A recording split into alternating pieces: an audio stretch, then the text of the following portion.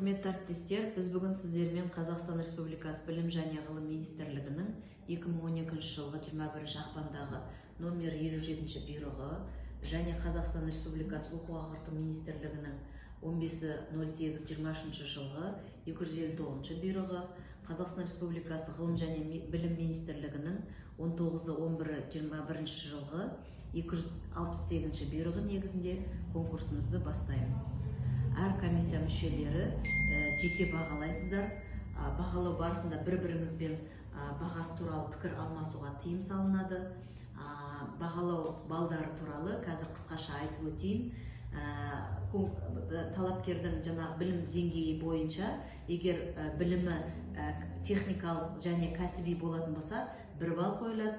Жоғарғы күндізгі болса, 2 балл қойылады. Қосымшаның көшірмесі міндетті түрде болу керек. Ал сырттай оқыған болса, -2 балл болады.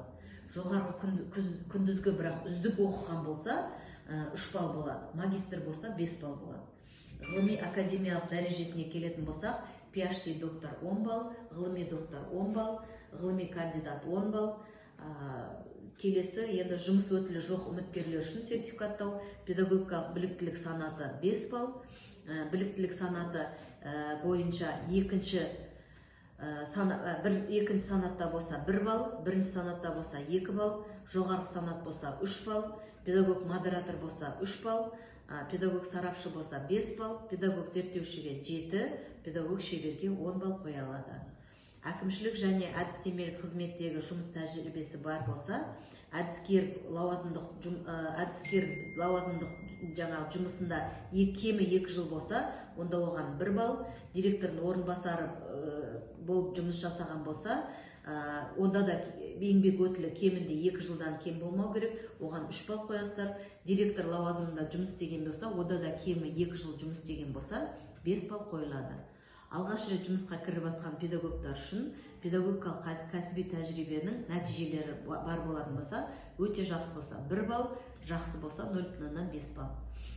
Бұрынғы жұмыс орнынан ұсыным хат болған болса, 3 балл, оң ұсыным хат болса 3 балл, егер теріс ұсыным хат болса, -3 балл болады. Дипломдар, білім алушылардың олимпиадалар және конкурстар, ғылыми жобалар бойынша жеңімпаздардың грамоталар бар болса, оң олимпиадалар және конкурстар жеңімпаз болса, 0,5 балл, ғылыми жобалардың жеңімпазы болса, 1 балл, олимпиадалар және конкурстар жеңімпаздар болса, 3 балл қойылады. Мемлекеттік білім беру гранты бойынша білім алған жоғарғы оқу орындарынан кейінгі білім беру ұйымдарының түлегі дипломмен ауылға, серпін мемлекеттік бағдарламасының қатысушысы болса, жұмыспен қамту орталығындағы жастар тәжірибесі бойынша жұмыс жасаған педагогтарға 3 балл қосылады. Осылай, әрқайсыларыңыз өздеріңіз бағалайсыздар, бір-біріңізбен бағасы туралы пікір алмасуға тыйым салынатынын қайта ескертіп кетемін. Ал бастаңыздар іске сәт.